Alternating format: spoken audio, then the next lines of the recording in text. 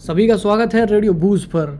STV Haryana news की तरफ से एक काव्य गोष्ठी का आयोजन किया गया, जिसमें रेडियो बूज के डायरेक्टर डॉक्टर मुकेश गंभीर को भी आमंत्रित किया गया।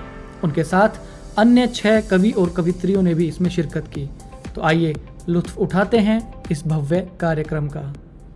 चल रहे हैं, हम भी आगे चलते हैं। डॉक्टर मुकेश गंभीर जी की तरफ आगे बढ़ते हैं। आप रेडियो बूज के डायरेक्टर हैं और उम्र में जितने वरिष्ठ हैं, कविताओं में और शब्दों में उतने ही युवा हैं। बहुत बहुत धन्यवाद। बहुत स्वागत है सर आपका। शुरू धन्यवाद।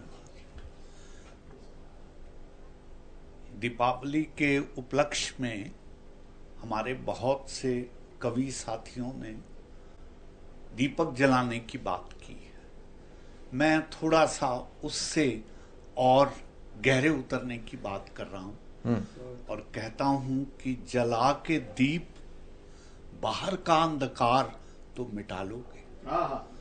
जला के दीप बाहर का अंधकार तो मिटा लोगे, पर भीतरी अहंकार को कब तक छुपा के सुला लोगे। यहाँ बाहरी अंधेरा तो फिर भी मिट ही जाता है, पर भीतरी उजाला कब जाके जगा लोगे, कब जाके जगा लोगे। क्या बात है। और आगे कहा कि मिट्टी के दियों से यहाँ अंधेरा कहाँ मिटता है। मिट्टी के दियों से यहाँ अंधेरा कब मिटता है, जब तक ना हो सवेरा तम कहाँ सिमटता है। उसकी रहमत से ही इंसान रोशन होता है, वरना तो इंसान उम्र भर अंधेरों में भटकता है, वरना तो इंसान उम्र भर अंधेरों में भटकता है। आगे कहा नसीबों वालों को यहाँ रोशने बहार होता है। नसीब वाले ही यहाँ रोशने बहार होते हैं। चाहत की दुआओं से गुले गुलजार होते हैं। भले ही किसी इबादत के लिए वो ना जाएं, फिर भी खुदा के वो नूरे नजर होते हैं।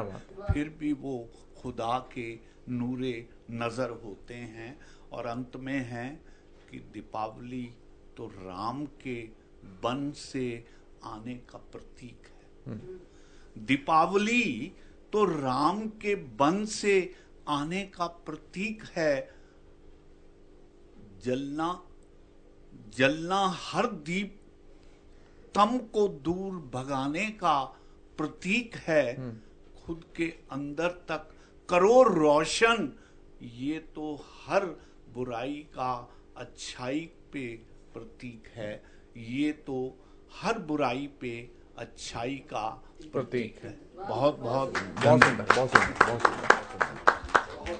तो अब आशिकाना और इश्कियाना अंदाज से आगे बढ़ते हैं सूफी शायरी की तरफ। मैं आमंत्रित करता हूं डॉक्टर मुकेश गंभीर जी को अपनी कविता, अपनी शायरी हमारे सामने रखने के लिए। बहुत स्वागत है सर आपका। बहुत बहुत धन्यवाद। इससे पहले कि मैं सूफी शायरी कहना शुरू करूं, मैं श्रोताओं को ये बताना चाहता हूं कि सूफी शायरी में यार को मुर्शिद माना गया है, मुर्शिद गुरु माना गया है।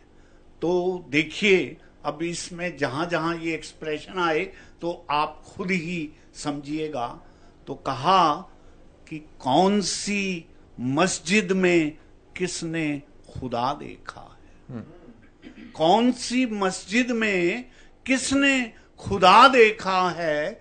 जिसने भी देखा है खुद में छुपा देखा है।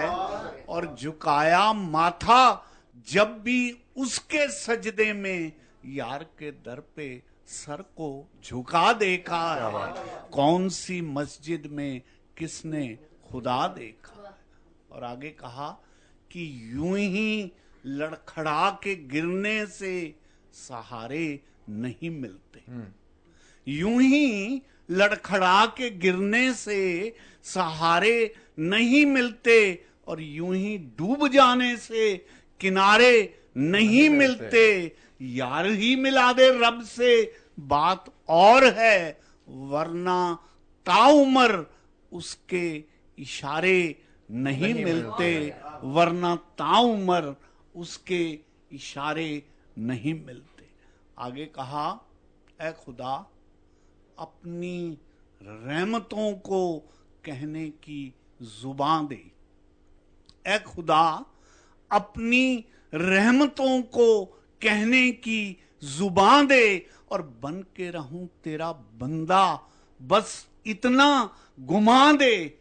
किसी जन्नत को तो फर्श पर नहीं चाहता, किसी जन्नत को तो फर्श पर नहीं चाहता, हाँ एक छोटा सा प्यार भरा जहां दे, एक छोटा सा प्यार भरा जहां। कि कवि हों शायर हों, उनकी एक एक्स्ट्रा रिस्पॉन्सिबिलिटी है कि जिस गुण से उनको नवाजा गया है, उनका ये फर्ज बनता है कि वो उसको आगे बांटे।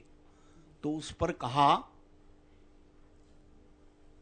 कि जज्बातों से मैं बेईमानी कर नहीं सकता, जज्बातों से मैं बेईमानी कर नहीं सकता। सच तो ये है कि घुट घुट के मर नहीं सकता। खुदा ने मुझे शायरी की तौफीक बख्शी है, मैं उसकी रहमत से गफलत कर नहीं सकता, मैं उसकी रहमत से गफलत कर नहीं सकता।